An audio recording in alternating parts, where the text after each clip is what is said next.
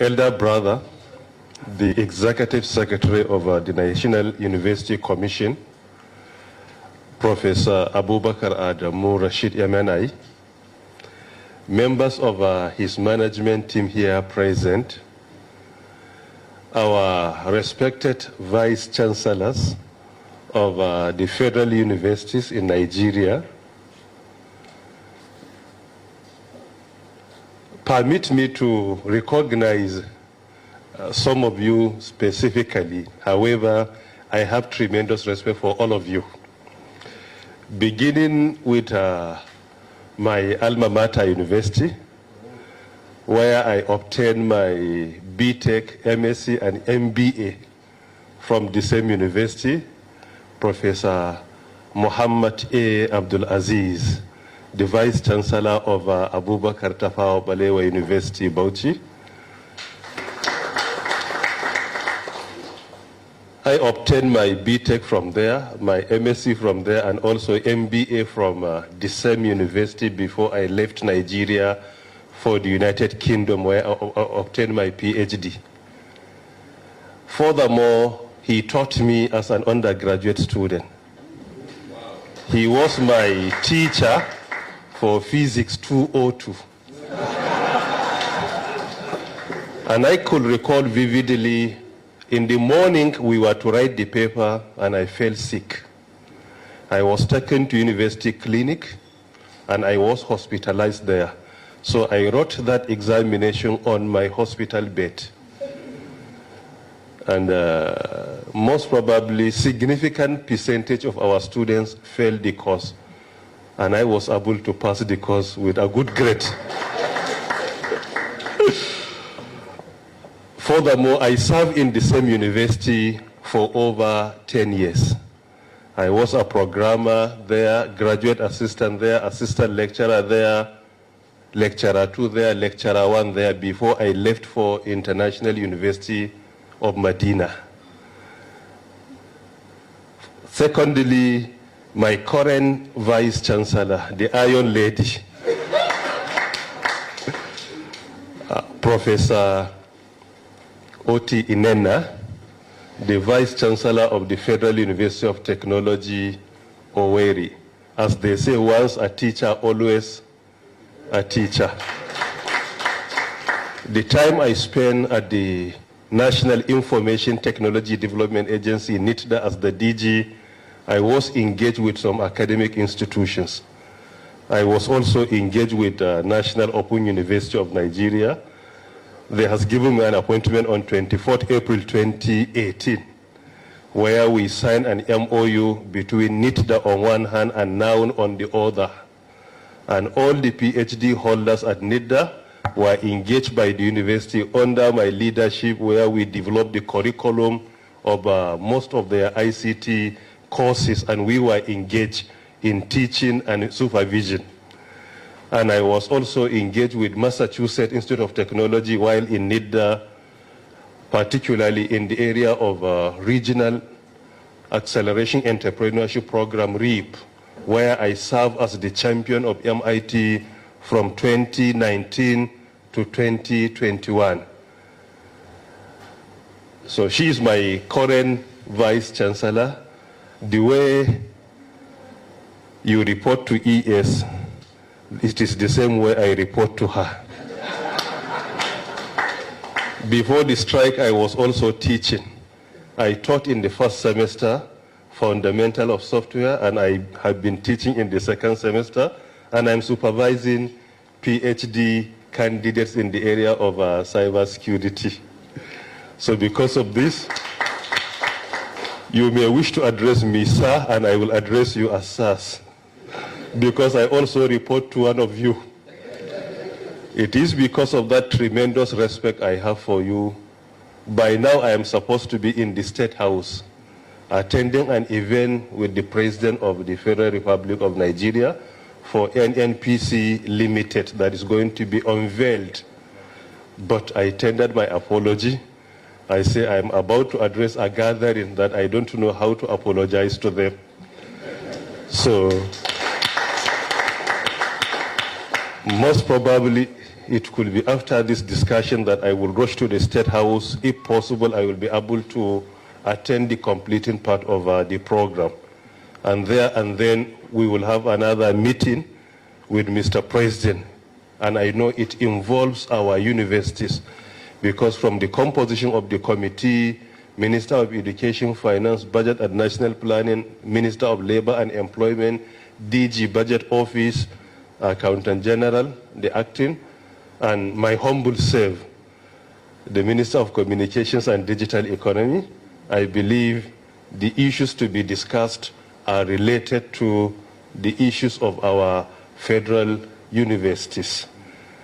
And I do hope that it is going to be a fruitful.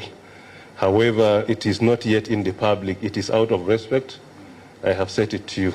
And I know after the meeting, most probably, our representatives are going to brief the media about the outcome of the meeting. Yesterday night, Minister of Finance reached out to me, and I learned that ES led a delegation to her. And this morning also, Minister of Education, Mala Adamu called me also to confirm the time for the meeting and to discuss one or two things. So all these things, I believe, are very relevant to why you are here. I am highly worried that I am addressing you at the time that our universities are not on session.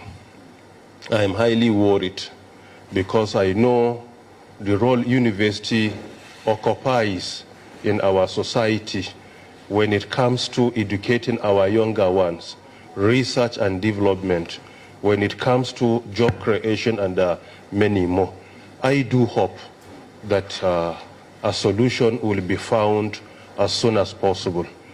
And I heard the discussion you had with the Minister of Finance, Budget and the National Planning, my sister, Zainab Shamsuna Ahmad, and I do hope that from your discussion with her, the discussion with the Minister of Education, and I was informed even the State Minister of Education was here yesterday. I do hope that we will come together, discuss the issues objectively, and find a solution. And we are all stakeholders in it, and it is our collective responsibility to be honest, discuss the issues objectively and find a solution. And I do hope a solution will be found as soon as possible. So furthermore, with this explanation, most probably I don't have any question to answer. Any question? No. Any request? No. Any complaint? No. Are you comfortable and satisfied with my explanation? Yes. Thank you very much. So because of the respect I have for you, I asked the questions and I have answered them. So thank you very much. And secondly, as my elder brother, the executive secretary of NUC has said, we have been discussing with him on how our sector, the ministry and the parastatals under the ministry, in fact, including the private sector, can support our universities. Looking at the lessons we have learned from COVID-19 pandemic, where in the developed countries and even some developing countries, immediately universities were switched to virtual learning, online teaching, and many more. But in Nigeria, most of our universities were locked up during COVID-19. It becomes necessary that we should learn some better and bitter lessons from COVID-19 and see how we can improve and make our universities to be the center of learning in the real sense of the word. I have so many discussions with him, and of recent I presented a memo before the Federal Executive Council under the Nigerian Communications Commission, in which it was later approved. And I believe the significant part of that memo, most probably 60 to 70% of that will go to our universities. And as long as you see the name of your university, then definitely you are going to benefit significantly from it. Some of the universities could be able to benefit from free internet, unlimited, on all the campuses. Some of them we plan to build a world-class ICT parks for them, some digital economy parks, some even cybersecurity research centers in the universities. It's a huge amount of money that we dedicated in the sector from what we have generated, and it was approved in the budget, and the Federal Executive Council has approved that as part of our intervention to the academia. And I do hope that this is good news. And, furthermore, before I was permitted to speak here, I engaged ES, and I tried to reach out to him yesterday night or early morning around 2 a.m. to ask him what to say here. Because I was invited, no topic was given to me, and I didn't know what to say. So it becomes difficult, and even when he came in, I was pleading with him, please give me a direction in which you want me to address our vice chancellors of the federal universities. He said, no, you can just discuss about the relationship, maybe what between the sector and the universities on how we can work together for the success of our country. So to me, this is not a topic. Also, it becomes difficult. It is not even a topic. But however, I may wish to say a word or two. Permit me just to comment on the digital economy policy and strategy, or rather, the role of our universities towards the implementation of the National Digital Economy Policy and Strategy for a Digital Nigeria. As most of you are very much aware, that when I was appointed as a minister and I assumed duty on the 21st August 2019, the first thing I did was to have an engagement with the CEOs of the parastatals under the supervision of the ministry, NCC, NICHCOMSAT, Galaxy, USPF, NIPOST, and NITDA, where I left. And what I discovered after the engagement, what was missing in the sector in Nigeria was digital economy. There was no any ministry coordinating digital economy. The then ministry was the Ministry of Communications only. After that engagement, I came up with a proposal to His Excellency President Muhammadu Buhari on the need to establish a Ministry of Digital Economy that will focus on job creation, supporting the economy of our country, and training our younger ones, not just to consider ICT for socialization, but rather ICT for revenue generation. As an example, Cristiano Ronaldo, a footballer that I know most of you know him even by name. What he was being paid in Real Madrid before moving to Juventus and finally to Manchester United, what he personally generates from advert only on his Instagram page was more than his salary and allowances being paid in all these clubs. And this is only on Instagram, excluding Facebook, Twitter, and many more. And this is all about digital economy. But today, most of our younger ones, you will discover they spend time online without having any benefit from it. Sometimes they are online to cause disunity, to install this, to install that, to insult this, to criticize this, to share fake news, and many more. While digital economy is beyond socialization using ICT, but rather to ensure that ICT is being deployed in order to achieve many benefits, including economic benefit. Mr. President allowed me to present a memo to him, and I have done so. And I was also directed to make a presentation before the Federal Executive Council on the need of having digital economy ministry. And this is what has been recommended by the World Economic Forum by European Union and many important organizations globally that each country is supposed to have that ministry. After the presentation, it was approved by Mr. President on the 17th October 2019. It was presented before the Federal Executive Council on 23rd October 2019, and on 24th October 2019 we commenced the implementation of our digital economy in Nigeria. We developed the National Digital Economy Policy and Strategy for a Digital Nigeria 2020-2030. That is from 2020 to 2030. And in that document we have developed, which was unveiled by His Excellency Mr. President on the 28th November 2019, has 8 pillars, and academia has a critical role to play. This is one policy. We have so far developed 19 national policies in the sector. However, the National Digital Economy Policy and Strategy, with acronym INDEPT, it is the umbrella of all the policies because it serves as the foundation on which all other national policies have been developed. Going through the policy, you will discover there are 8 pillars. And in most of them, there is a critical role to play by the academia. And since in all these policies I have mentioned, 19 of them, in at least 16 of them, academia was significantly involved towards the development.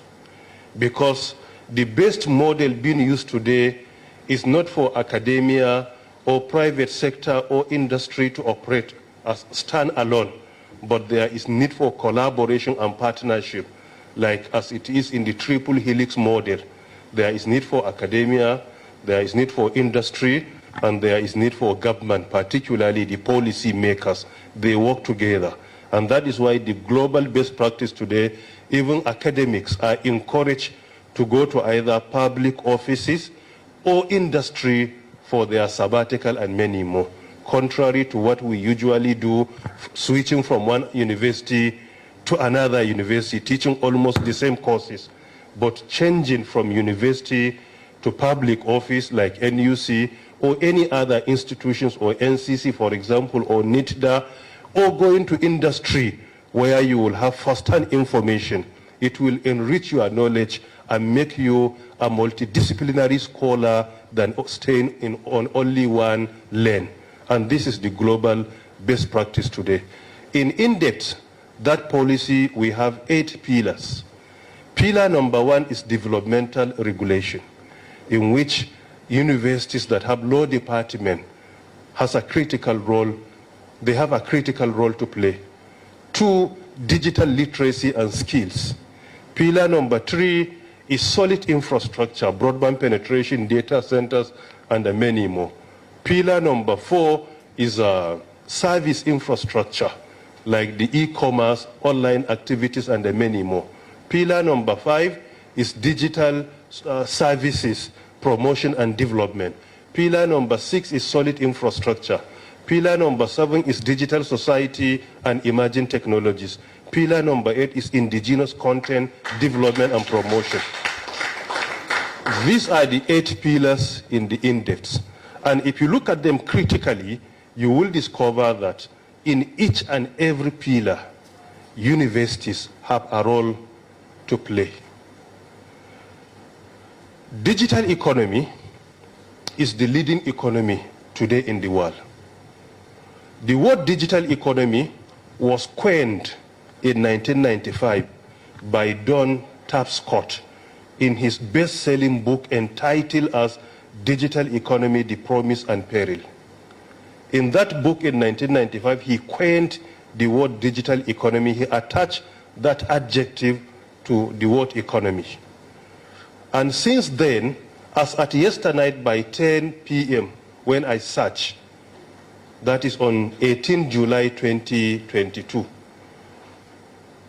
Google search engine brought about 784 million words of a digital economy. This is to show to us that this has been accepted globally. According to Oxford economists, Digital economy was globally embraced significantly by 2016. That is 6 years ago. And at that time, the value of the digital economy was 11.5 trillion USD. And it comprised a minimum of 15.5% of the global economy. Furthermore, in Africa, according to McKinsey, the value of digital economy prior to COVID-19 was over 300 billion USD. And according to the recent research by the Digital Cooperation Organization, by 2023, the value of digital economy globally could be over 30% of the world economy.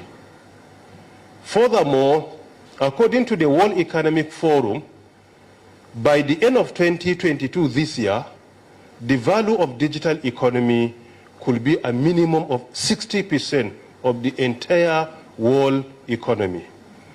This is to show to us how digital economy is dominating the world. Our case study here in Nigeria, during COVID-19, the country went into recession because prior to that, the country largely depended on oil and gas. And oil and gas recorded minus when it comes to GDP contribution. The sector that played the critical role in lifting out our country out of recession with all sense of humility was the digital economy sector. It is the fastest growing economy during COVID-19, particularly in 2020.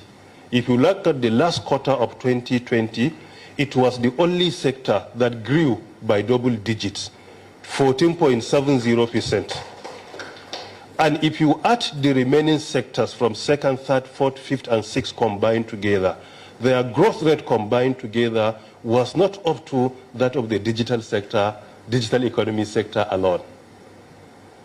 During that time, we recorded the highest contribution of ICT sector to our digital economy, to our GDP. Just the ICT sector without the digital services. The digital services could probably be higher than even the ICT sector contribution to GDP. At that time, we recorded 17.92% contribution to our GDP, the highest ever in the history of Nigeria as a country, and the highest ever in the history of the sector in Nigeria. So there are so many good news coming out from the sector, and a lot has also been achieved in the sector. And there are so many opportunities for job creation within the sector. And we can learn from other countries. For example, in the US, in the United States of America, by 2017, digital economy sector contributed 5.1 million jobs in the country within just that period of time. In China, in 2018, digital economy sector contributed 191 million jobs. 199 million jobs in the country. In Nigeria, we have a success story where the digital economy has been creating many jobs for our citizens, particularly through our partnership between the government on one hand and the private sector on the other. Even during COVID-19 pandemic, we established 2 virtual academies. One directly under the ministry, and the second one was given to the National Information Technology Development Agency to manage. Through COVID lockdown only, we trained over 500,000 Nigerians on emerging technologies: cybersecurity, artificial intelligence, robotics, quantum computing, cloud computing, biotechnology, and many more. And that has been achieved through our partnership with the global tech giants like IBM, Cisco, Microsoft Corporation, Huawei Technologies, and many more. And most of them we have an MOU with them where government partners with them to ensure that we support our citizens and our institutions in delivering that. Of recent, we signed an MOU with Huawei Technologies where they will establish a minimum of 300 Huawei academies in Nigeria. And most of them will be in our higher institutions of learning. And we, in that MOU, part of its agreement, we are going to train our citizens, particularly in academia, with advanced knowledge in area of ICT, particularly skills development. A minimum of 30,000 are going to benefit. And it is like train the trainers. And I do hope that when our universities are opened, we will immediately commence the implementation of that MOU. Is ready for implementation. In addition to many MOUs and partnership we have, the same with Microsoft. Recently, I was visited by the president of Microsoft, President Brad Smith from the US. Part of our discussion, they promised to train 5 million Nigerians on ICT, skills on training. And I believe, based on my background, the beneficiaries are going to be our higher institutions of learning, particularly our universities and particularly our federal universities. Furthermore, I have few thoughts to share with you.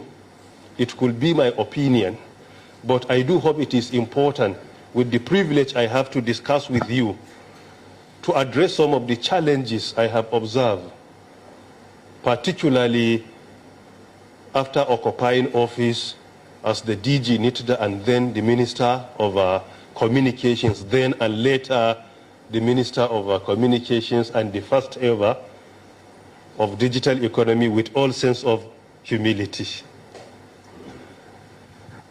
Some of the challenges I earlier discussed with the ES, and I believe the Ministry of Education, the Federal Ministry of Education, and also the NUC are working on that. That is, there is need for a holistic approach to review our curriculum, to review all our curricula in university, particularly in the area of science, engineering, and technology. The earlier we do that, the better for us. If you look at it today globally, soft skills are more respected and they are sought after more than any other skill. Soft skills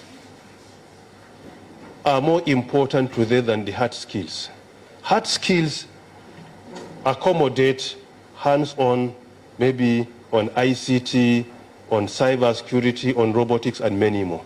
But soft skills, like critical thinking, like analytical thinking, like collaborative skills, like project management, like creativity, and many more, they are more respected globally. And this is what employers all over the world are looking for. If you apply for any job today in the global tech giants, they hardly ask you your degree or your MSc or your PhD. In fact, Deloitte recently proposed that outside academia, it is advisable if we focus more on soft skills, to the extent that it was proposed that even to include a column for your educational qualification on your CV is no more required. They are not in any way undermining educational qualification, but any educational qualification that has not been validated by skills, then the aim of acquiring it has been defeated. Because degree is supposed to be a validation of the skills you have acquired. So if that degree has failed to validate, then the aim of acquiring it has been defeated. So our objective is not just to obtain a degree, but in the course of obtaining degree, let us ensure that we acquire the trainings and skills that are required. If we can reconcile both, I have a degree and I also have the skills, that is the best. But if only one is to be considered, then priority and preference should be given to the skills rather than empty qualification. And this is a major challenge that we are experiencing in Nigeria. Most of our undergraduates and even postgraduates, they are more passionate about just obtaining degree without focusing more on the trainings being provided in the university. Just a simple example, if you can tell a student, I will give you B, if that is allowed, I will just give you B. You don't need to come to the class, you will not even go. Because he attends lectures just because of that prerequisite that I must attend this course and pass before I proceed to the next level. It is only because of that. But so because of this, we need an orientation that what is important is the skills being provided. Today, if you want to apply to Microsoft Corporation, I have recently written a book, Skills Rather Than Just Degrees. Is in the process of being reviewed. The foreword of the book was written by the president of Microsoft himself, Prof. Brad Smith. When he read the book, he reached out to me. He said that I am glad that you have documented this. And I'm also glad that you have written this book. He said, after reading your book, I discovered that now I know more than before.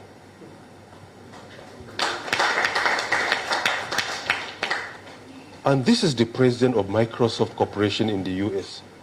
And the whole book is not in any way undermining degrees, but showing that there are more opportunities when you obtain the skills than just obtaining a degree without skills. Many graduates today, engineering, ICT courses, and many more, if they are employed in government, you will discover they just become administrative staff. Any technical work, you need to go and get a technologist or somebody who did not attend the university with hands-on training to come and fix your computer center. There is a line of demarcation between those of us with PhD in ICT and those with hands-on training. It's a clear line of demarcation. While the opportunities are there for people with skills. And this is indeed very important. I know one of the challenges we are being confronted in Nigeria is funding. There is no doubt about this. Funding is one of the major challenges. And if our universities will focus more on skills, definitely we will be able to support government in addressing the challenge of funding. Because by providing skills, we will be able to come up with so many solutions. You will discover we will come up with so many world-class startups that will make us proud. As I earlier said, I serve as the champion of Massachusetts Institute of Technology in the US for 2 years. However, my engagement with them on skills provision, entrepreneurship, and innovation is ongoing, but I have completed my term as a champion for 2 years. Part of what I learned through my engagement with them is the way and manner they develop their curriculum for each and every course, and the way students are engaged. You will discover that this is just a university, but they are serial entrepreneurs. Collectively, their GDP is more than that of India as a country. The serial entrepreneurs of MIT as a university, as at 2016, their collective GDP was around 2 trillion USD. And at that time, India was 1.9 trillion USD. So that university, the GDP as at 2016, is more than 4 times the GDP of Nigeria as at today, not in 2016.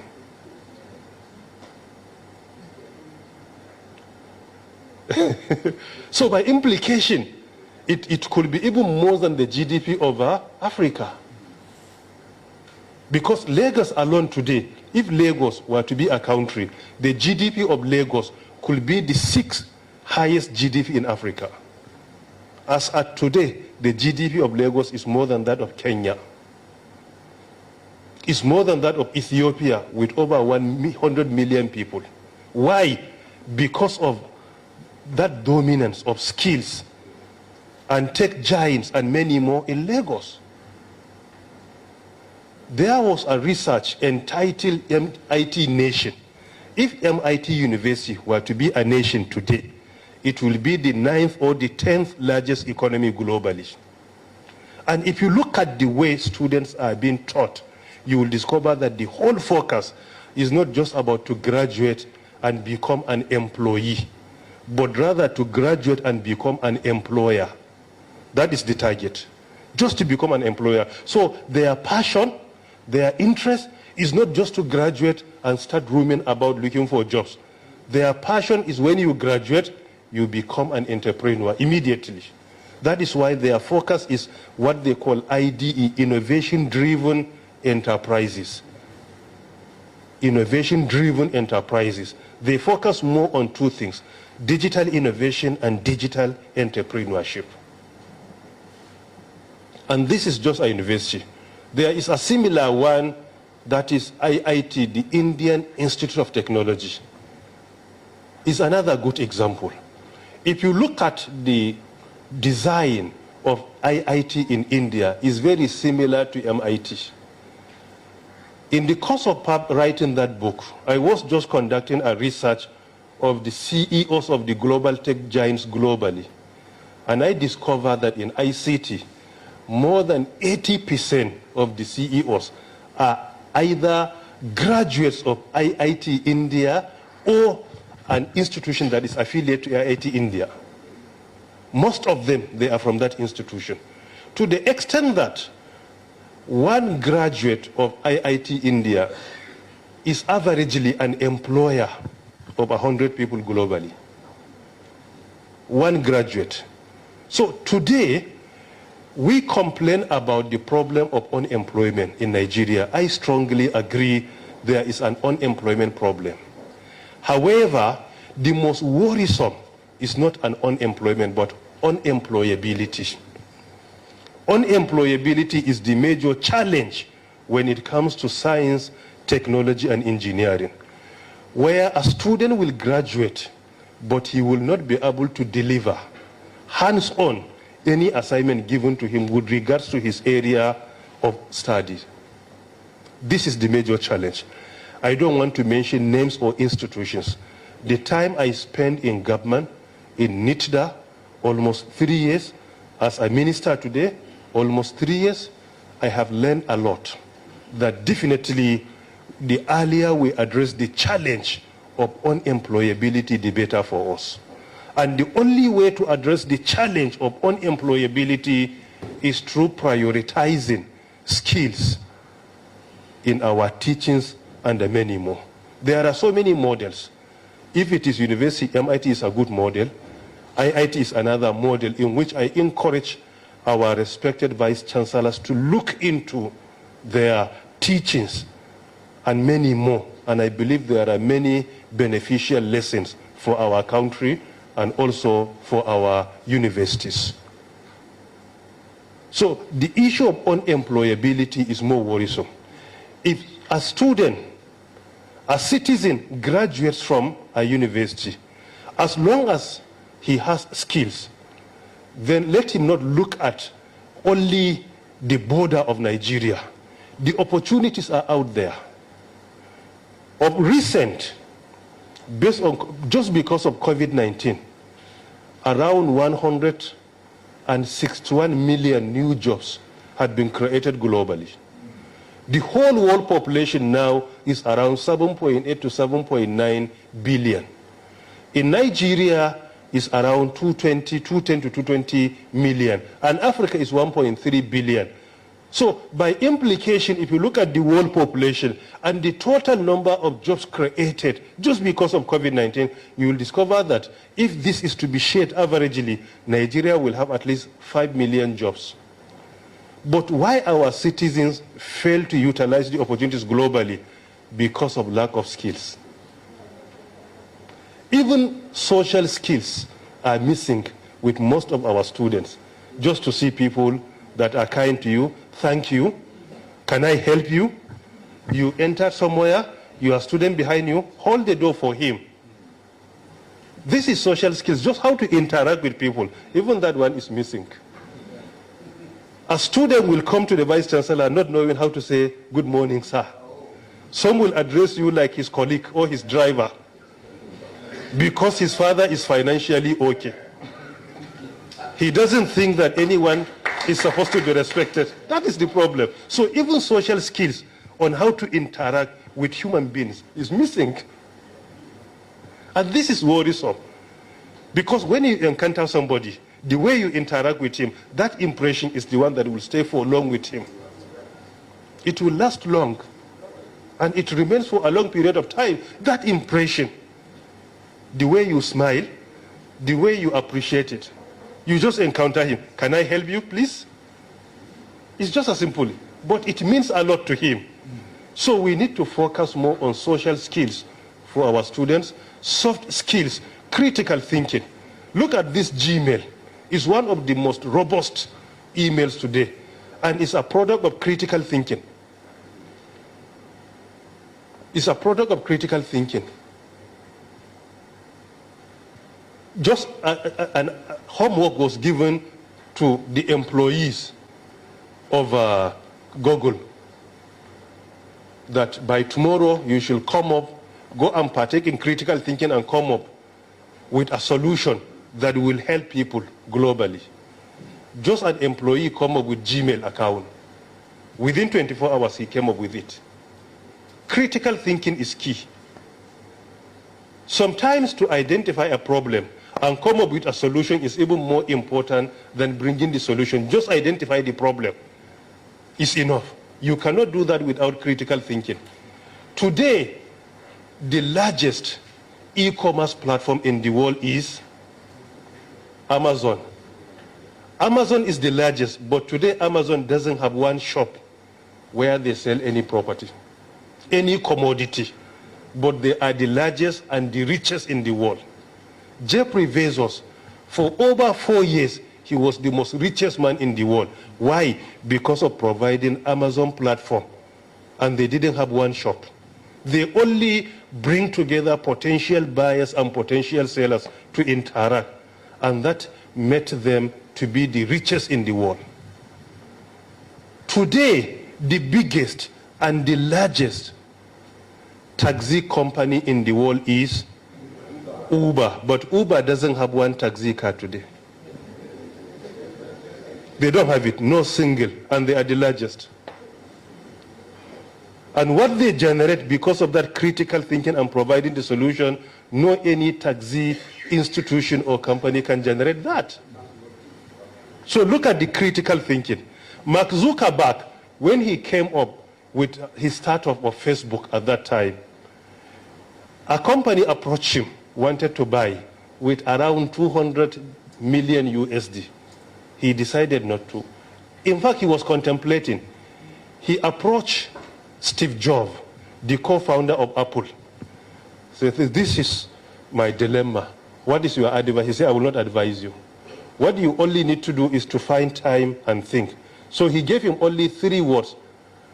He said, travel, disconnect, and reflect.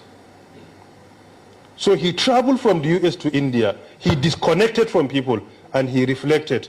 He came back and decided not to sell. Sometimes what you need to do is just to isolate yourself and think. Sometimes if you remain on campus, you will not have time. Just operational issues will not even allow you to think. When you travel to Abuja or to any other country, you will discover that you sometimes think better than when you are on campus. So critical thinking is important. Our students will be able to come up with world-class solutions if they partake in critical thinking. One of our citizens in Nigeria, he graduated from university here, he couldn't get any job. He traveled to the US. He came up with a solution. When he stayed in one environment, he discovered a challenge with regards to identifying homes and locations. So he came up with something like local map. Later, he expanded that map. He was approached by Apple to buy the product. He left Nigeria without employment. Apple bought his solution at the price of 1 billion USD. 1 billion USD. The name of the solution is HubSpot. 1 billion USD. If you go to IIT India, when a student is enrolled into the university, he will be advised in science, engineering, or technology to come up with a startup, just a small company. You should start thinking on your own company what you want to be. So you come up with your solution either in fintech, either in e-commerce, either in cybersecurity, either in security. So throughout, from first year to your graduation, you are working on your company. By the time you graduate, then your company is ready. So throughout your period, you are working on your startup, and you are trying to make sure that your startup provides a solution, either a local one or within your country or a global one. And this is something that I think is very important. And the earlier we address that skills gap, the better for us and the better for our graduates.